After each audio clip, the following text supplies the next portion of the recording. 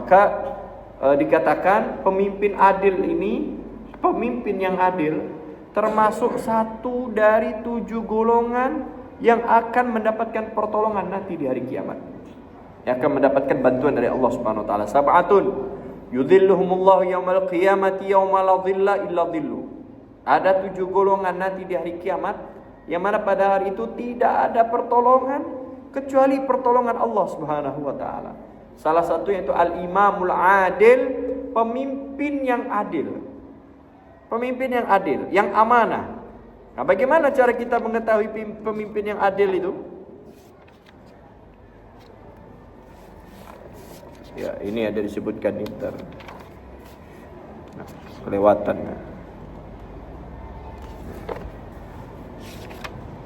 Nah, di sini disebutkan, ya. Kata Imam Syafi'i bilang ini, patokan adil atau amanah seorang pemimpin, jika dia sebelum, ya, ini di sini disebutkan, sebelum jadi pemimpin, anggaplah rumahnya tipe 36. Anggap nih, sebelum jadi pemimpin. Tiba-tiba setelah jadi pemimpin, upgrade, rumahnya naik tingkat. Bukan naik tingkat lagi, sama. Saat jadi pemimpin sama, tipe 36. Maka dia sudah khianat. Dia sudah tidak adil.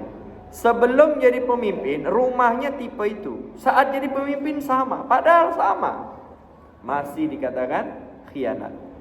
Apalagi sebelum jadi pemimpin tipe 36, setelah jadi pemimpin 1 tahun naik tipe 45, setahun kemudian naik tipe 60, 5 tahun jadi tipe 600. Ada ke tipe 600? Nah, ini dia sudah khianat. Ini kata Imam Syafi'i, bukan kata saya.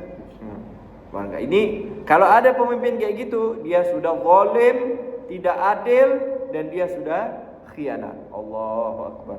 Kira-kira kalau perkataan Imam Syafi'i ini kita sampaikan di depan mereka, ya, Masya Allah, ya.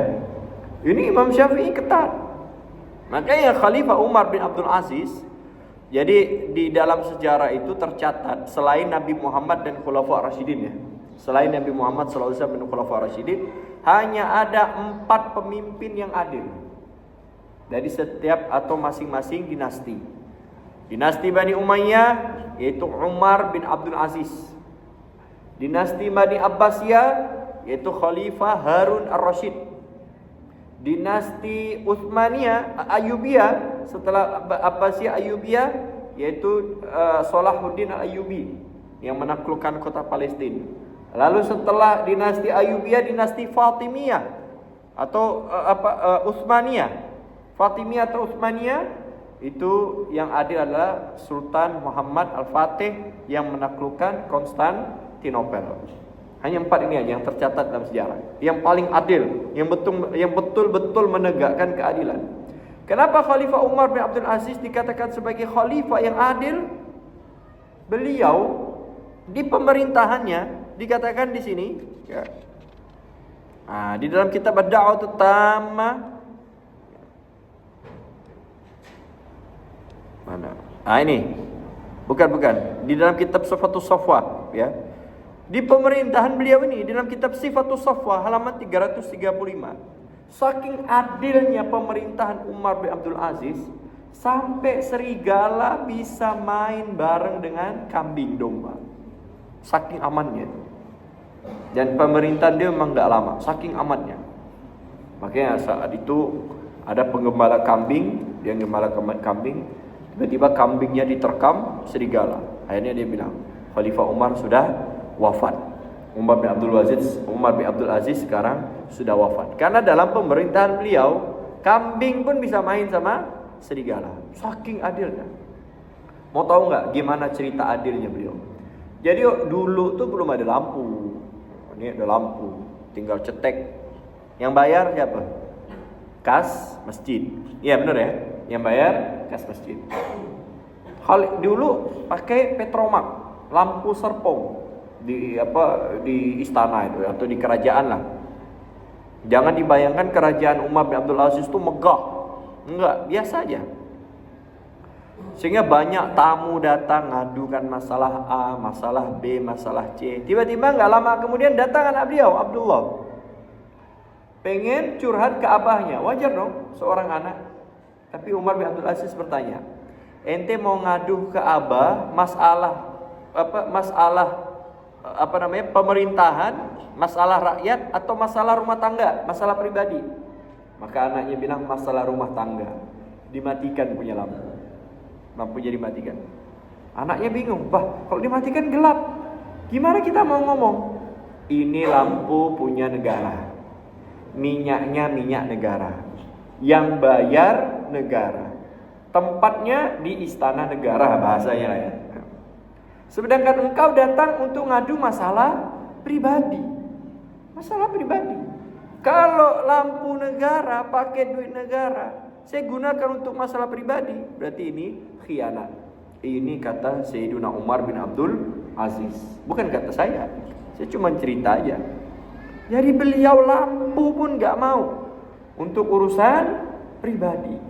Jadi ada memang fasilitas untuk kenegaraan boleh.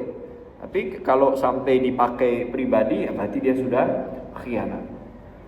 Di zaman pemerintahan Khalifah Umar bin Khattab, disebutkan ya min manaqib Sayyidina Umar bin Khattab radhiyallahu anhu, termasuk manaqib atau cerita daripada Sayyidina Umar bin Khattab itu, atat zalzalah azimah fi zaman Sayyidina Umar bin Khattab. Suatu hari datang gempa bumi yang besar di zaman Sayyidina Umar bin Khattab. Hatta kadatil jibal antaqa. Sampai saking dahsyatnya gempa saat itu di pemerintahan Khalifah Umar bin Khattab, sampai gunung tuh kayak hampir tercabut. Saking dahsyatnya, mungkin berapa? Kalau gunung apa namanya itu? Skala Richter apa namanya? Apa namanya? Ya itu hitungan gunung itu kan. Kalau gempa itu kan ada. Nah, fadarabal ard bisautihi. Maka Sayyidina Umar langsung memukul bumi dengan dia punya pecut. Tanah dipecut. Wa qala laha, dan berkata kepada bumi, uskuni, diam.